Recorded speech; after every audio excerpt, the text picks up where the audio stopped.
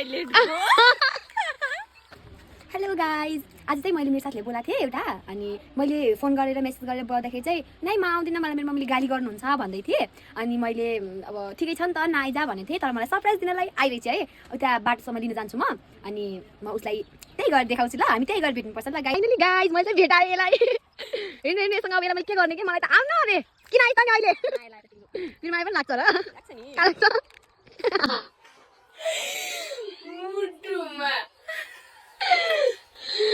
खै तिम्रो मुटुमा म कसरी जाने, भित्रै छेउ जानु पर्दैन ल गर्नी होला। ए thank you so much guys, बडो खाना आउनु टेस्ट गरी धेरै छ। आज हाम्रो घरमा के छ थाहा छ? मलाई के गो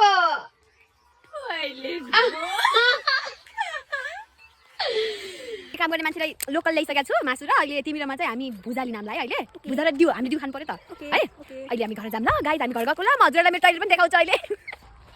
फाइनली गाइज हामी चाहिँ बजार जान लागेको, अब हामी भुजा ल्याएर आउँछौँ ल।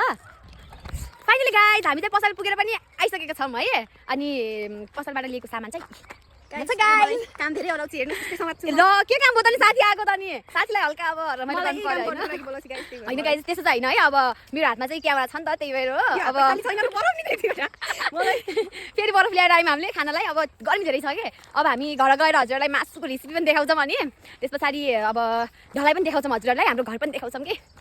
बाइ बाइ गाइज, अहिले आउँछौँ हामी। फाइनली गाइज हेर्नुहोस् है, मासु चाहिँ रेडी भइसकेको छ, मासु दिने मान्छे यहाँ छिन्। मासु चाहिँ रेडी आमाले बनाउनु भएको छ कि, हामी पसल गरेर आउने बेलासम्म चाहिँ मासु रेडी भइसकेको रहेछ गाइज। अनि हामी चाहिँ यहाँ छौँ, हामी पनि खाने हो।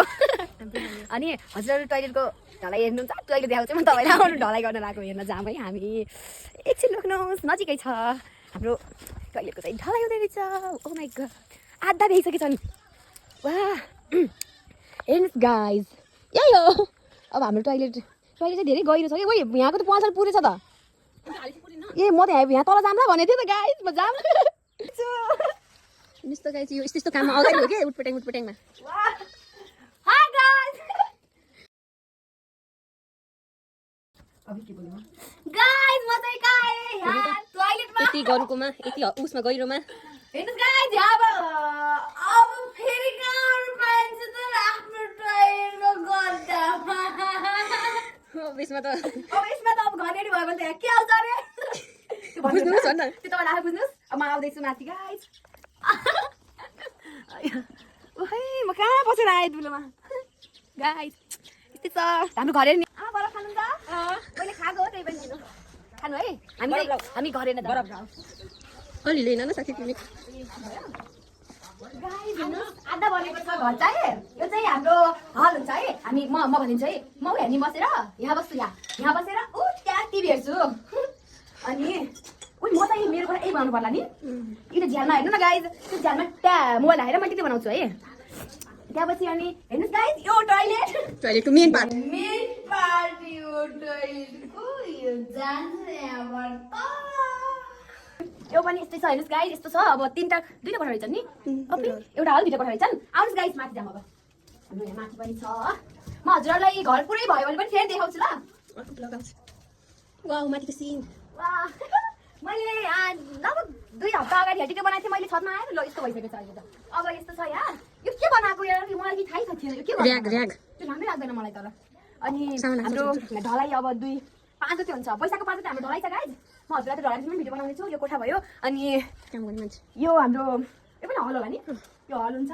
अनि यो हाम्रो बादली हुन्छ। अनि म यहाँ बसेर अलि यसरी नाच्छु, टिकटक बनाउँछु। त्यस पछाडि ऊ त्यहाँ तल देखाइदियो त काम गर्ने मान्छेहरू हुनुहुन्छ, काम गरिराख्नु भएको छ, आफ्नो कामलाई जारी राख्नु भएको छ। यहाँ यो चाहिँ छत हो हाम्रो, छत बन्छ, एउटा सिडी बन्नु भएको छ, यो सिडी बन्न चाहिँ बाँकी छ। अनि छतमा गएर हामी टिकटक बनाउँछौँ। हे गाइस, यो चाहिँ किन आयो हाम्रो घर भनेको त टिकटक बनाउनु रहेछ। हेर्नु अहिले एकछिन कपडा चेन्ज गर्दै थिएँ, म अहिले कपडा चेन्ज गरेर भ्याएपछि देखाउँछु है। किन आयो भनेको त बा, म त मेरो मायाले आयो भनेको थिएँ। हेर्नुहोस् गाइज, अब के भन्नु मेलाई, अब मेरो मायाले आएको। अघिको भिडियो यस्तो स्क्रोल गरेर हेर्नुहोस् त, मायाले आएको देखियो नि माया। अहिले यहाँ के छैन, अब टिकटक बनाउनु त सामान्य कुरा हो, बनाइहालिन्छ। माया चाहिँ लास्टै मान्छे कि मेरो साथीले मेरो। थ्याङ्क यू तिम्रो पनि मेरो छुप्पा है उडी उडी। हेलो गाइज, हाम्रो आमा चाहिँ पिठो मिच्दै हुनुहुन्छ यहाँ। मलाई चाहिँ ऊ त्यहाँ पर त्यहाँ सामान त्यहाँ उठाउने भन्नुभएको छ मलाई। यो हेर्नुहोस् गाइज, म चाहिँ यो उठाउँछु, एकछिन उठाउँछु ल म गाइज।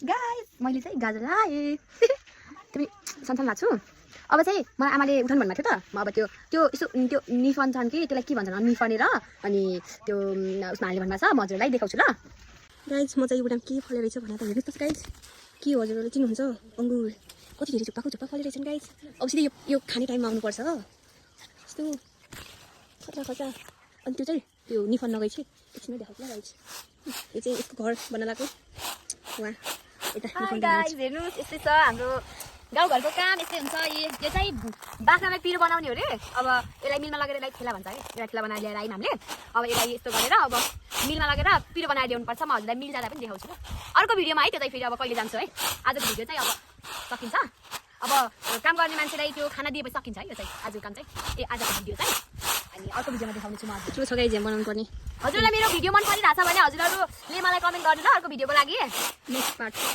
पार्टको लागि हेर्नुहोस् गाइज अब यहाँ अब यस्तै छ अब हल्का साथीले सहयोग त गर्नु पर्यो त साथी अब साथी भएको काम किन त अरे त्यो अर्को चाहिँ भ्याइयो मैले गरेर भ्याइसकेँ अब यो चाहिँ एकछिन साथीले गर्छु नि त भने यसलाई र अघिनको चाहिँ मिक्स गर्ने हो मिक्स गरेर चाहिँ पिरो बनाएर ल्याउने हो है यो चाहिँ धान हो अघिनको चाहिँ मकै थियो हेर्नुहोस् गाइज भ्याइयो यति भयो मिक्स गरेर चाहिँ यस्तो भएको छ गाइज रोटी खाना आउनुहोस् हाम्रो घरतिर रोटी हाम्रो आमा रोटी हाल्दै हुनुहुन्छ यस्तो मिठो हाल्नुहुन्छ हाम्रो आमाले मैले हालेको रोटी त फेरि के जस्तो हुन्छ पर्दैन मेरो भाइ स्कुलबाट आइसकेको छ मैले हालेको रोटी के जस्तो हुन्छ अरे 2-3 दिन भन्दा नि बासी रोटी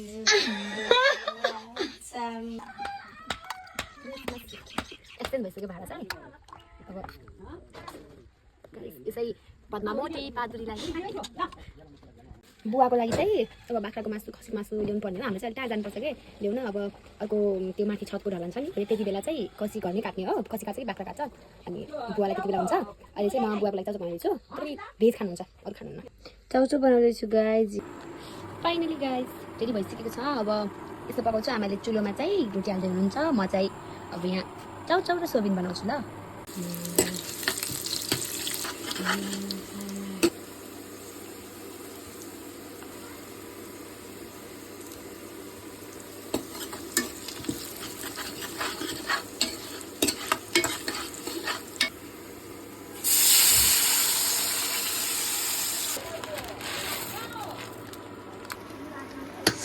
रेडी चाहिँ भयो अब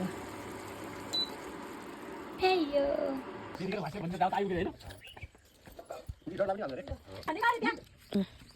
खाजा खाने कस्तो थियो खायौ त किन रुन लाग्यो त गर्मी भयो जान्थ्यो अब ल जाऊ ल अब भोलि फेरि आउनु है पद्माको मम्मीले चाहिँ फोन गरेर हामीलाई यहाँ टेन्सन भएको छ है अनि अब के गर्नु गाली मात्रै गर्नुहुन्छ जाऊ अब फेरि आउनु कहिले काहीँ